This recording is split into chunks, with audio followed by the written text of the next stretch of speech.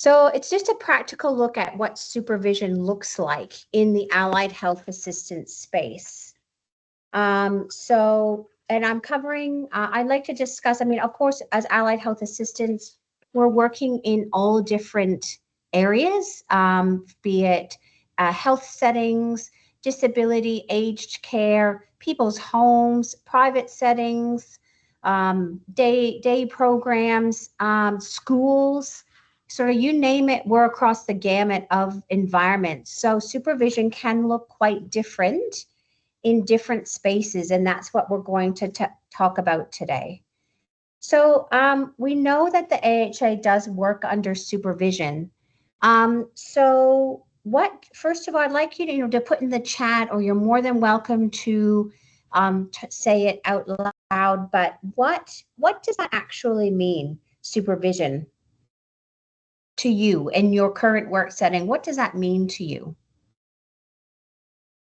So just give people to a second to put it in the chat or say a few comments out loud. What does it actually mean?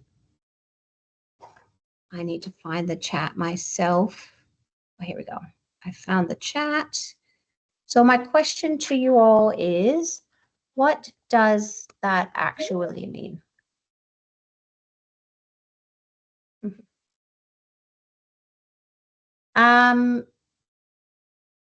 Hi, Gabe, you're a bit late, but welcome. Nice to see you again. We just got to the first slide of what, and I've just finished doing my welcome to country because I've asked everyone the question, what does it actually mean? So the AHA works under supervision.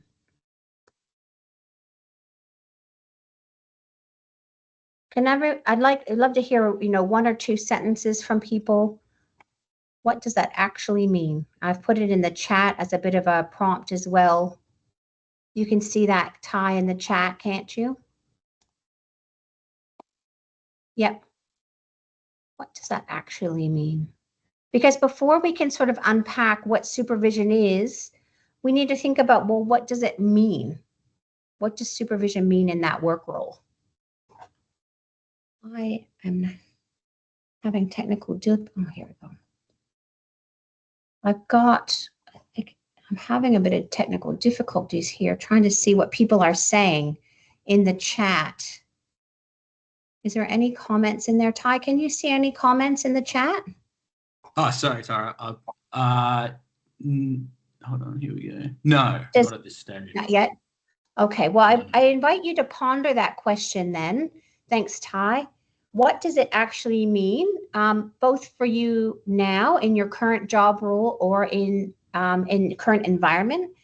And thinking about who decides, oh, Jessica's coming in. We're thinking about the question, what does supervision actually mean? Who decides, who guides, and who supports? So what does that look like? So while you're thinking about that, we'll just review the definition of supervision. So there's 4 elements. So the Department of Health in Victoria definition is that supervision compromises delegation, direction, guidance, and support. The balance changes with context, task complexity, and the needs of the person. So we look at the delegation part of it. That's allocating the responsibility of the program to the AHA whilst retaining accountability. Excuse me, I'm going to have a sip of water. We need a bit of direction, some advice on what course of actions meant to be taken with that client, participant, consumer, patient, wherever you're working. Show the way, we need some guidance, showing the way using visual, verbal, manual, or mechanical aids, depending on the nature of the program and what's happening for that person. Support, we need reassurance, maybe not so much nurturing, but reassurance and protection so skills and confidence can grow. Everyone here who's joined me will have varying degrees of skills in different areas. Let's face it, allied health assistants support people across many disciplines who have done bachelor programs. So it's quite not possible for us, even in my 18 years of being an allied health assistant, to know everything that every bachelor program has done. So those are the 4 elements of supervision: delegation, the direction, a bit of guidance, and some support along the way. And they can be present in different proportions, as it says, right? If I've being delegated an exercise program for someone with a hip or knee replacement, and that's part of my daily role, and I've done that regularly, the direction, guidance, and support might be at a lesser level. Or if there's the client has complex needs and comorbidities along on top of the hip or knee replacement, the direction and guidance might look just different. Similarly, in different environments, well, let's keep going. Actually, we'll talk about it a little bit more. We'll move on to the next slide. So the goal isn't more supervision, right? It's not more of the 4 elements. Whilst they're present in different proportion, it's getting the right level of supervision for the AHA. So we need to think about things like whether there's remote or local supervision, the AHA experience and scope. As I said, we all have different levels of and areas of experience, and therefore our scope will be a bit varying and different because of that. Thinking about how the AHA communicates or is expected to communicate with the therapist is quite important, as well as the allied health professional and the allied health assistant relationship. That is equally important because it can really affect the supervision. I don't know about you, but I've had therapists that I've been working with for quite a while that I need very little supervision because, you know, we get on the right foot from the get-go, and these elements we just talked about, those 4 elements, are in less proportion because of our relationship. Equally, I want to feel like I can talk to my allied health professional and or provide feedback or provide suggestions, again, depending on my level of experience, but remaining curious, right? Because it's always up to our allied health professional what ends up happening. This week, I did a program with a client, and I wanted to change it up a bit because of their cognitive ability. So I checked in with my AHP to make sure they were okay and understood the different approach. Anyways, so then we look at the task complexity and delegation. So of course, some tasks are a bit more complex than others, and it depends on how frequently we're doing them. So we need to consider that, as well as the sector or setting that we are working in.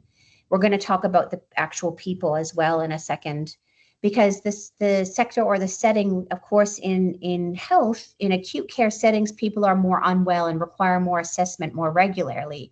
So the delegation might look a bit different than, say, in the education space when people are stable, or if you're working with the same client for a long time, depending on the program.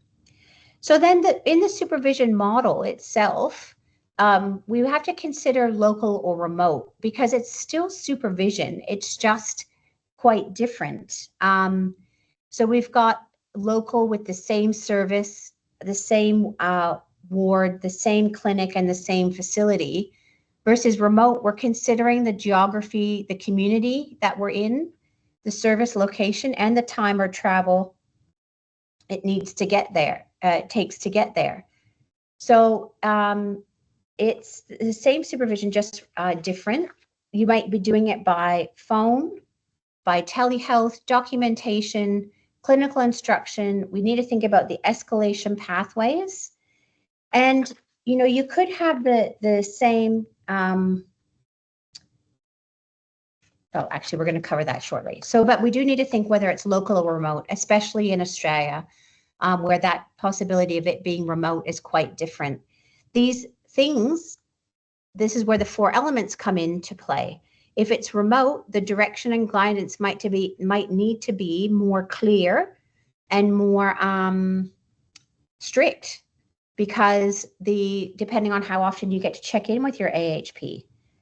And also the caseload might be determined by that, because if that person's in a more acute stage of some sort, then the delegation will also look different. Anyway, so local and remote definitely need to be considered. So the experience and scope needs to change as the capabilities developed, as it says. I'm a real, I feel like, and I know that, there's different delegation frameworks that exist around the country, both at a state or territory level, or as well as an organizational level, depending on where you're working. But really the framework is, if there is one, even the place I'm working at there's only 3 OTs there at the minute. At the bare minimum, there should be a delegation document that outlines what the delegation looks like, and the supervision for that matter.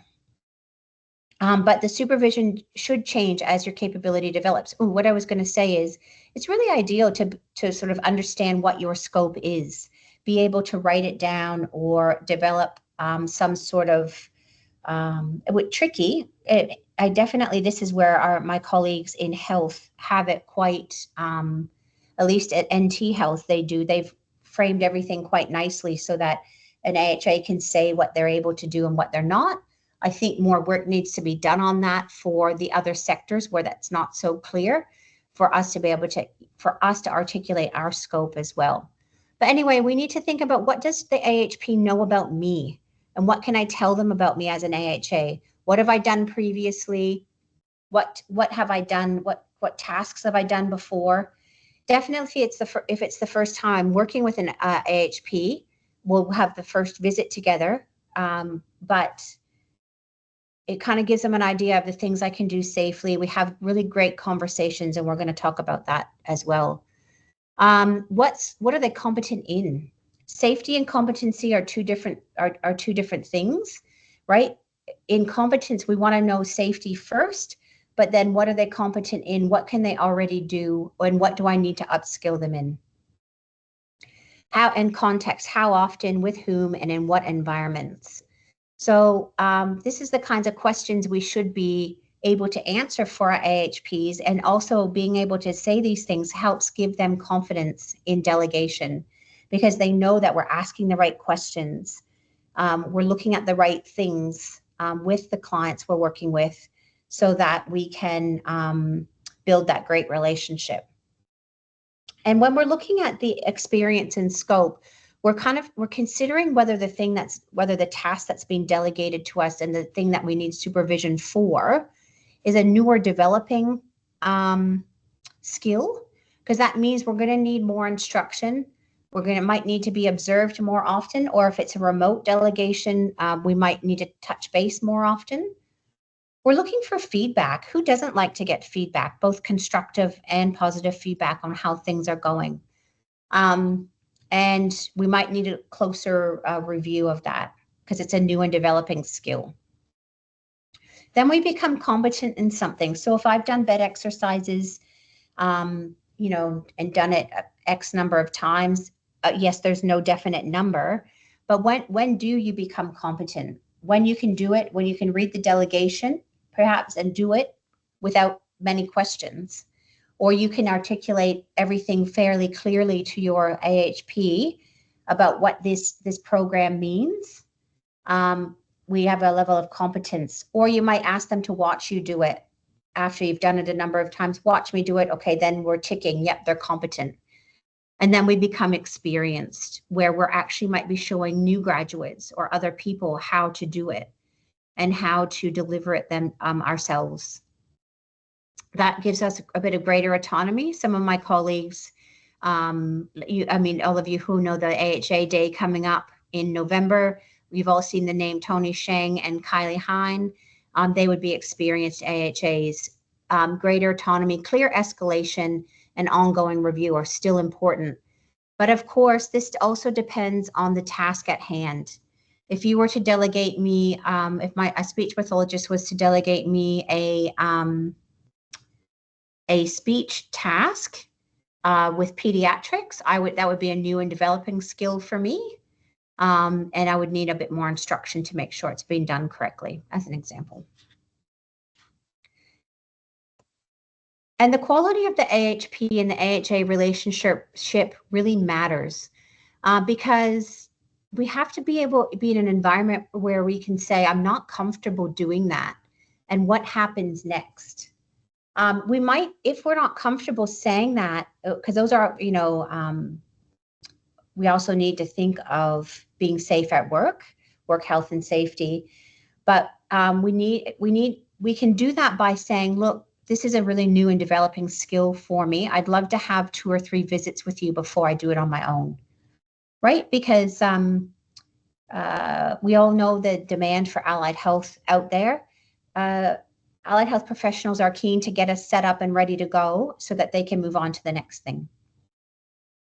But within that relationship, hopefully we have an element of respect. Where that parity of esteem is a new term I've learned recently, because we all work together to make the program work for the client, for the participant, for the consumer, for the resident. So we need that dual respect. Psychological safety, that is also a work health and safety. It's under the Act now, and it can be a hazard if it's in, as you may or may not know. But psychological safety is really important to make sure that we feel that we can work in an environment where we are well supported, where we are our feedback is listened to, which is another element on the relationship feedback. We need to be mindful that we're looking at the supervision and delegation framework and having the AHP and AHA relationship within that framework. It needs to stick to that. And if your organization doesn't have a framework, I would say as I said, at the bare minimum, there needs to be a documented delegation, either through a document or a case note. Professional boundaries also need to be considered in the relationship, because we know we can't assess, of course, and we need to know how to navigate that, what our scope is within that delegation, and have that clear escalation. Like I said to you earlier, I spoke to my OT recently about a program that, we were doing a recipe, and instead of getting all the materials out with the patient, with the client, I wanted to do that myself and then let them focus on the doing more. So I just wanted to make sure that was in line with what she was thinking would be the best outcome for the ongoing OT program, and was able to escalate that appropriately. So we do need to notice, report, adapt, escalate, and continue. That should be part of our relationship as well. We are the eyes and ears of the AHP, so and need to have a solid relationship to be able to provide that information. I often say I teach at TAFE now up here at CDU in Darwin, and I often say to new assistants that relationships are the most exhausting part of this job, and you who are joining me now probably can identify with that. So the task and delegation. So this talks about the task complexity as one of those elements of supervision. Let me just have a sip of water. So it might be the same AHA doing the same tasks, but it might change depending on the complexity. So if it's a lower complexity, it's considered familiar, predictable, the person is stable, And, you know, we all have behaviors of concern that we need to consider, especially, well, in all many spaces that people are working in. But behaviors of concern could sit in lower or higher complexity, of course, depending on, depending on your, whether working with that person is familiar, whether it's predictable, you know, do we know what their triggers are? So take that with a grain of salt. Stable person. Clear instructions and established intervention should be a lower complexity delegation, whereas a higher complexity delegation would look like a new task, like I was talking about before, and maybe a speech program of some sort. Changing presentation, especially my acute care friends will be thinking about that, because we need to know when to say, actually, we'll just let you have a rest today. Yes, we're always, you know, healthcare is about get them in, get them out, but we need to know when to say no as well. Multiple factors involved. Multiple factors might include higher risk because of, or higher risk is on there too, but multiple factors could be, they might be at a new program. They might be having several health issues at once. They might have family issues. They might have, you know, multiple factors might be involved that make their situation more complex. The unfamiliar environment, we've already addressed higher risk. Unfamiliar environment might make higher complexity both for you and for the client, and greater consequences if something goes wrong. So we need to ask ourselves what's changed, what's happening in the task. We need to consider the person, the task, the AHA, the environment, the risk, and the context. But what happens, you know, we need to think about what happens when today is different. So the person has an established program, which is predictable, but today they're more fatigued, they're in pain, they're less steady, confused, maybe not participating. What does the AHA do? Do they continue, stop, modify, escalate, or what's the organization told them to do? What's in our policies and procedures or our supervision and delegation framework? So that's what we were talking about before. What drives the level of oversight when it comes to supervision?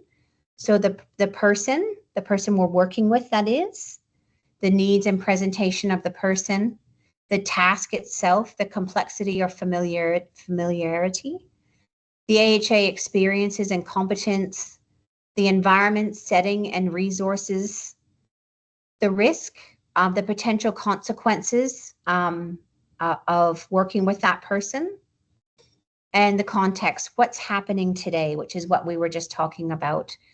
That is on a continuum of a higher oversight to a lower oversight, which is what we were just talking about before.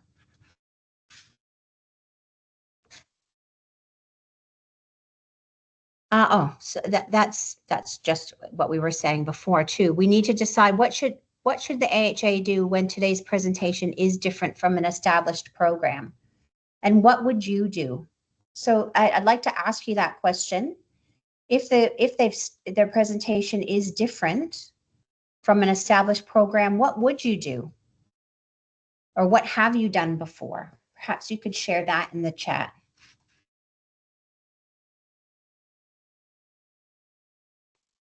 Let's see. I have just moved computers and I can't read. I can't actually read the chat, Ty. Oh, it's okay. I'll let you know. Gabe's just typing now. Oh, thanks, Gabe. So when the presentation is different from the established program, what would you do, or what would you expect an AHA to do depending on your role now? Oh, Robin's typing as well. I can see that, but I can't actually see what is being said. And Gabe said check in and debrief. Check in and debrief. Yeah. So check in with who? I suppose, again, we go back to that idea of that remote or local supervision. So definitely check in, and the setting. right? So if the presentation is different in the setting is to be considered a little bit, and who we're checking in with. So if I'm at a still house and if I'm working in disability, and I can see that my participant is different today, I'm checking in with the team leader of the still house. Yes, I'm checking in with my therapist, but it's not really affecting the therapy. So we need to think about who we're checking in with. And definitely debriefing. You might check in with your therapist if you're in the health setting and checking in, should the therapy continue? Definitely we're potentially saying no. And it also depends, how long have you known that client, right? Is it predictable? Is it a stable program? This one says this person has an established program. So that's less for acute care, I suppose. But did Robin have something to say as well? So Jessica first said check in with the AHP and modify if appropriate. And then Robin said with a long-standing participant, modify in line with plan. Yeah, yes, definitely. So these are long-standing participants. The lady I'm working with is quite stable at the minute, but even since being with her since March, I'm still kind of getting to know her and making sure what I'm doing is in line with my AHP. So yes, checking in is definitely appropriate. The level of escalation needs to be considered as well, of course, when we're considering health and well-being. Not participating would be much different, and the escalation would look much different than if someone was in pain or less steady or even confused if they have a UTI or something. So when I worked in Canada, we worked in rehab on the weekends, so that the people there had 6 days service at the hospital. And we always had a second AHA as well as a floating AHP, but we'd often really be cautious. If anything was different from overnight, we just wouldn't see them. Excellent. I'm looking through people. I'm scrolling through the wrong thing. All right. So we've got the same AHA, 2 different situations when we're thinking about supervision. So we've got scenario A, an experienced AHA, familiar person, stable presentation, familiar intervention, and the AHP is locally available. Whereas scenario B, we might have the very same AHA, but with a different person, a more complex presentation, a new intervention, and the AHP might be working remotely at that time. So it's the same AHA, the same person, but different situations. Hence, that's why our level of supervision needs to change. And I guess I hope, and I would hope that we're communicating these things well to our AHPs, because sometimes I feel like there's a little bit of a lack of understanding that I might be quite experienced in one thing, less in another. So of course I need more supervision. And so you wouldn't, I don't know why I put that question. Would you expect supervision in these situations to be the same? Because of course we wouldn't. But how would you manage it? Do people have difficulties managing, you're the same AHA. I don't know those of you who are online who are AHAs yourselves, but do you have difficulties in communicating that with your AHPs? And do they understand that different scenarios require different levels of supervision? What would you say about that?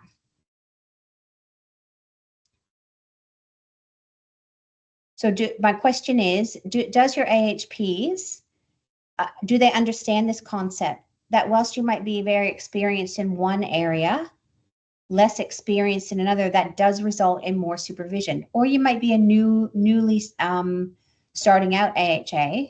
The training that we currently offer it depends on Cert 3 or Cert 4, right? But doesn't always allow for everything to be taught.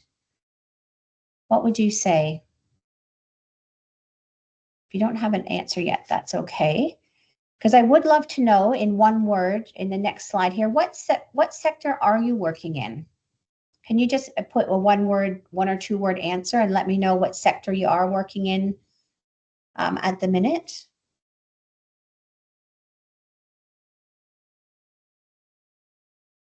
I don't think anyone's typing.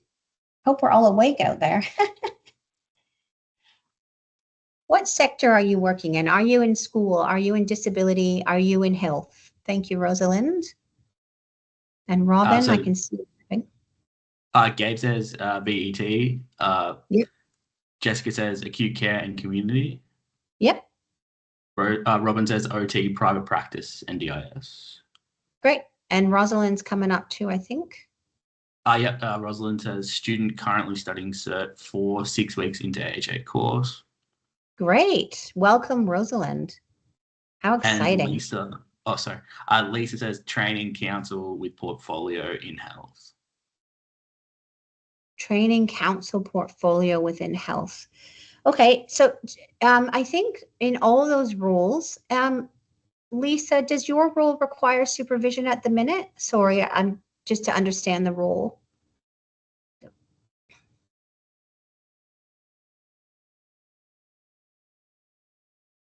Sorry, I just thought I would take it off and speak to you. Yeah, do it. I'm in WA and we're an industry training council, and we look after workforce for allied health assistants and allied health professionals. So I'm on this webinar to just get an understanding of, supervision and like how we can apply it within our role. Great, thank you. Thanks for speaking up. Thank you. Yes, so perhaps for everyone else, what's working well? What do you see happening when supervision happens safely and effectively? Taking into consideration some of those things we've talked about earlier, and what's not working well. So if you could take a second and give me an idea of what's working well. So just to review back what we've covered already. So first of all, we're thinking about the delegation, the direction, the guidance and support we're receiving. Those are the 4 elements of supervision itself. We're looking at the right level of supervision. We're looking at things like, is it remote or local? How is the AHA and AHP communicating? What's the AHA experience and scope? How do we get it right? And when we're thinking of local or remote, we're thinking about geography, more for the remote. Local is fairly self-explanatory. Geography, community, service location, time and travel. How is that supervision taking place? Is it through phone, telehealth, documentation? So my question, and we're, experience and scope, all of my friends out there who are AHAs would know what their experience and scope is and what kinds of things would be new or developing, what you would be competent in and experienced. And we've talked about the relationships, but what's working well for you and what's a challenge at the minute when it comes to supervision? Or maybe not even this job role, maybe in a previous one. Gabe says not working well, inexperienced supervisor or new to supervision role in a health setting. And he said in terms of working well, trust, workflow, and workflow in between like the mentee and the mentor. Yes, you've raised a really great point, Gabe, because some of our AHP friends work supervise quite well. I think that's what you're referring to, that if the AHP themselves are quite inexperienced in supervision. Yeah, yes, thank you for the thumbs up. And definitely, I know that me and my colleagues were trying to talk to bachelor program students now, but those of you who are out there on the ground like me, who are also doing AHA work, we need to be the advocates about what our supervision needs to look like and provide that communication. Say, it might be that you take some of the information today and make a bit of a document, a bit of a continuum as to where you sit. So that helps determine a level of supervision. There is no national framework as yet, and no Canada's the same, everything's provincial, but you know what works for your setting, right? And we need to sort of be the advocates to get them to help them understand supervision. And this is just a bit of a way to do that, I suppose, with these considerations. Robin's typing now. Any other things on the chat, Ty? Yep. So Jessica says supervision, like it works well when the AHP is trained well in providing supervision and has a good understanding of the AHA workforce and their challenges in a health setting in particular. Thank you, Jess. I think it's back to that relationship because one thing, you know, if I just scroll back to that for a second, that relationship, the quality of it really does matter. But I guess we just also have to be cautious that we're not putting all the onus, on the AHP. If we think that we have a way that supervision will work well, we should feel comfortable to make those suggestions and make those requests, as a matter of fact. I was working with another OT recently, and the client was asking me to get, the smelly cream and rub their shoulder. And I was like, oh, I can, but it's not therapeutic, right? And it was really bothering me. So I let my OT know that was happening. And I've told them it's not therapeutic. It's just like, putting cream on. But once I just said, could you please come out and review about how we can make this work better? And after a few weeks, they did get there and were able to show me a more therapeutic way of managing that situation. But we need to feel comfortable in the relationship, having that collaborative lens on so that we can also speak up when the supervision doesn't look right or it's not what meeting your needs. Because we've learned what hazards and risks look like. We know what those things are. So let's use that knowledge to help. And by having those conversations, that also just enhances the quality of the relationship between the two of you. Oh, and that kind of ties into what Robin just mentioned. She said, I have regular supervision and extra when being introduced to a new participant. I think it's also up to the AHA to speak up when it's not enough. Yeah. Did I answer everything that Jess said? Or I don't know if I have answers, but just comments more.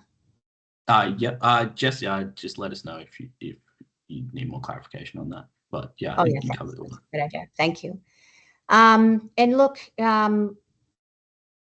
all AHPs are different as well. I often tell people who, I'm in a constant advocacy role for AHAs. Our AHPs, our allied health professionals, their understanding of what an allied health assistant does is often based on no experience, as some people have said. If they don't have experience delegating, it's unlikely, or supervising, I should say, it's unlikely they have a lot of experience with AHAs, or they've just had a bad experience with an AHA that hasn't worked well. And it really just damages that relationship, and they don't look to seek it. So yes, our relationship is exhausting, but I guess and a lot of you will identify with this, I'm sure, is just showing them how our role can help with the allied health shortages we're having around the country, and how it can work well, but it does need a team approach. And we just need to, I'm preaching to the converted, I'm sure here, but we need to really be thoughtful about what that relationship looks like and change that perception. And so yes, shared accountability is the next point. So the AHP needs to use their clinical judgment, delegation, and have clinical oversight over the program, as well as provide feedback. The AHA needs to understand their oh dear. It's near the end of the day, so I understand their scope, what they're competent in, how they're communicating and how they're escalating. The organization itself should have systems, policies, procedures, of course, resources, governance, and some workforce design depending on the size of the organization. At a basic level, systems would be documentation systems. Again, the supervision and delegation policy documented at least, and procedure, of course, maybe some resources that to help you with that. But of course, underlying all of that is that supervision and delegation framework, if you've got one, or can reference one, or know what that looks like in your organization. If you don't know what that looks like in your organization, that's an opportunity for quality improvement and to mitigate risk. At the very least, the framework needs to be a documented program and an understanding that that's what happens. And supervision in a nutshell, basically too little equals risk, unclear boundaries, and poor escalation.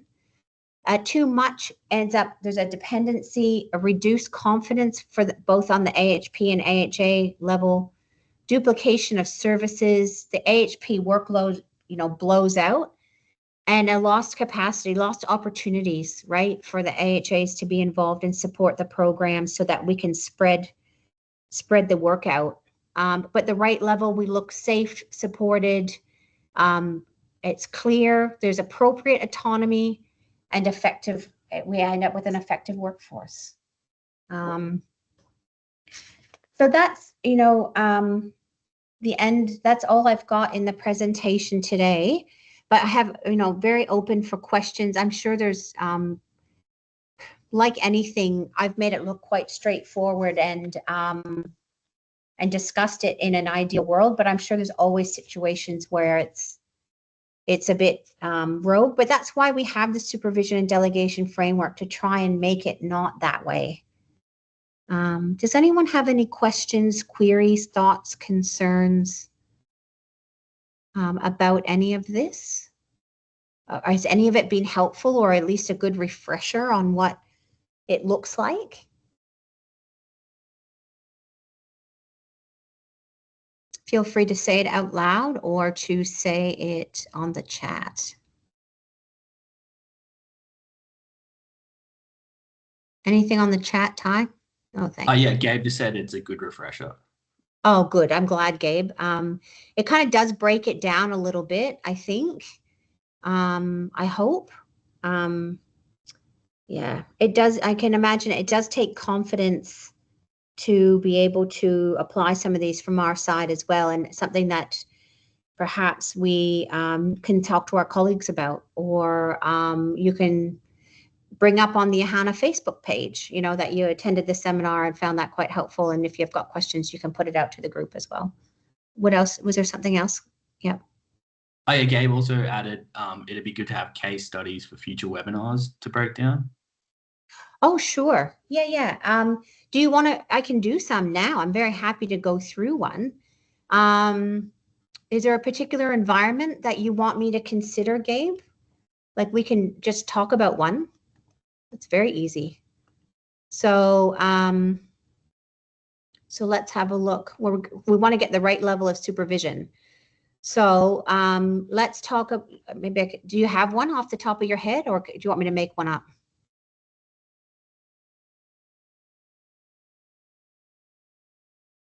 Who in the group gets remote or local supervision? Who gets remote supervision? Or sees a lot of that?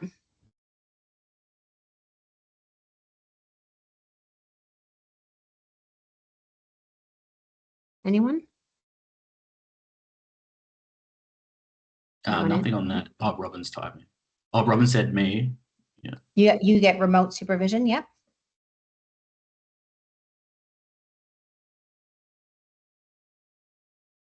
Lisa said we work a lot with remote communities in WA.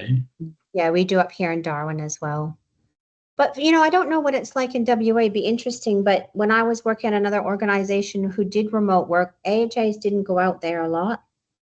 Something to work on. I know they're doing a pilot project with NDIS and Manangrita. I don't know how it's going, though. So if we're looking at remote supervision, remember we looked at here, it's still supervision, just different. So let's use that example. The therapist is sitting in Darwin and someone's at a remote community in Manangrita, providing a therapeutic intervention program. So we need to still can have the same considerations, right? The AHA experience and scope. If they're a new grad AHA, so the remote, we've covered that. We might do several methods of supervision, right? We'll talk to them on the phone. We'll do a telehealth program, also documentation, and write some great clinical instructions. We might have to do all 4 of those at the beginning if it's a new AHA, especially if they're sitting in Darwin and the therapy interventions out in Manangrita, right? We might do multiple forms of supervision. Okay, so then let's go through the next slide with the case study in mind. So what does the AHP actually know about the AHA? What have they done previously? What can they do safely? What are they competent in? How often and with whom and what environments?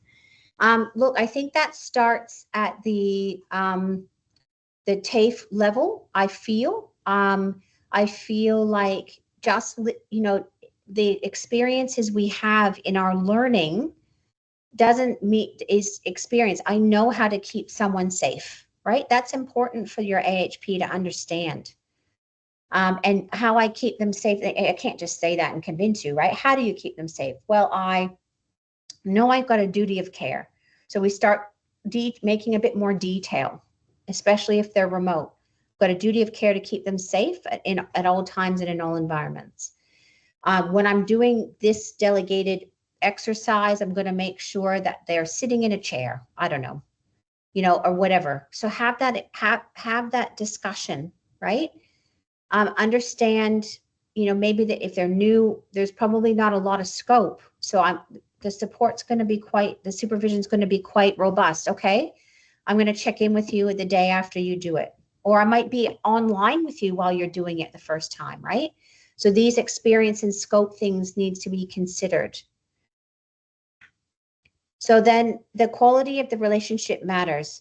So they need to, if they're engaging the AHA, I guess one thing that I've always found tricky is for the AHP to understand that if they begin with one delegation, right? So again, they're in Darwin, someone in Manangrita, perhaps they've got an exercise program.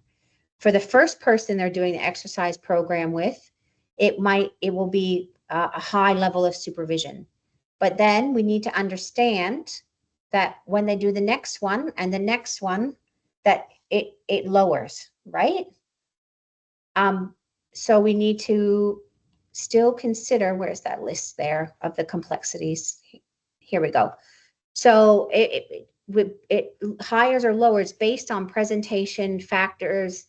The environment would be familiar potentially. So we have to consider what the level of complexity is of that person. If it's a familiar and predictable routine because it's the same exercises and the person's stable, but they might have multiple factors, right? That it crosses the higher and lower complexity. So we might decide that the supervision needs to take place, blah, right? And that's where the AHP, you're right, needs to get more experience in how supervision looks. You know, Rome wasn't built in a day, but we try to have these discussions, right? I'm familiar with this client is, you know, have these conversations. They're lower complexity because I know that program, but I've never worked with that person before. So, and they've got a few factors that I need to be clear about. So then we talk about the remote delegation in Darwin, delegating to an AHA in Manangrita, right? We look at the higher oversight, what's at that end of the spectrum to lower. There's no prescriptive supervision level, as you would know, but I'm not sure if that's helpful. It's everyone's different. Just like we teach, all our clients are different. AHAs are different too. We all bring our previous experiences with them. If I went to Manangrita to deliver that allied health assistant program, the person who lives there is going to be miles ahead of me because they've got the environment and the people down pat. Likely they know who they are, right? So that will also dictate the level of supervision and the role boundaries. Tricky because in Darwin, it's the same. Everyone knows everyone. So we got to be careful about that. So thinking about what drives that level of oversight. And what happens when today is different for the person I'm working with? Well, definitely we're going to probably stop and escalate. That escalation for someone who's remote will look very different to someone who's local. Same AHA, different situation. That's just what we were talking about just there. So I guess it's not really a case study, Gabe, but the idea is the same. This about considering what level of supervision we need. And that was like what's working well. So yeah, case studies for sure. And I'm happy to discuss with you and open to any of you if you want to email our email address with questions after the fact. You're more than welcome to. And Ty can just forward them on to me. Is there a particular case study that anyone wants to discuss? Like, of course, with confidentiality and privacy considered, something that they want to bring up?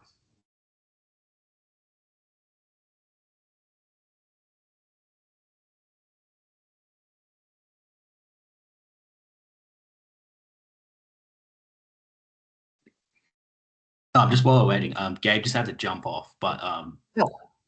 but other people have said, just in terms of the session overall, Robin's saying good clarification as I'm also moving into contracting work rather than as an employee.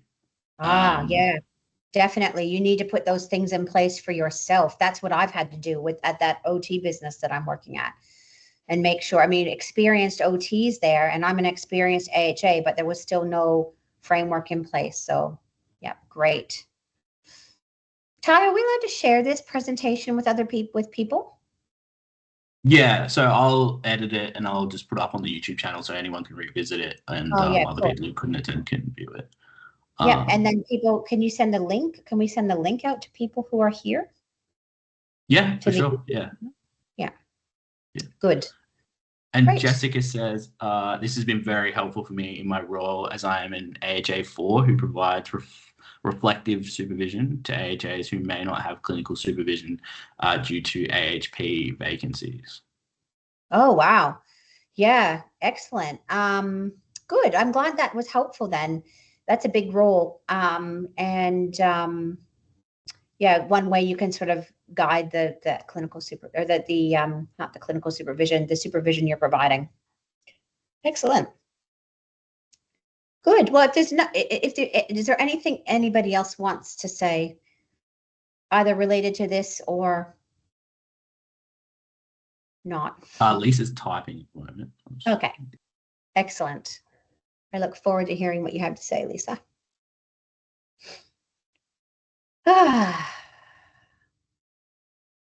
Happy hump day, everyone. That's what I got to say.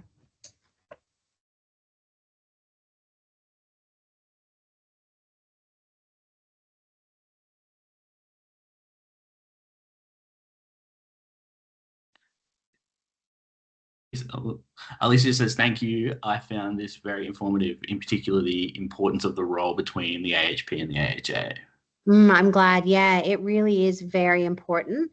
And I guess, again, we can't, those soft skills and teaching for AHAs to be able to advocate for themselves too. Everyone has a different ability to do that. And some, of course, but yeah, that relationship I think is very important.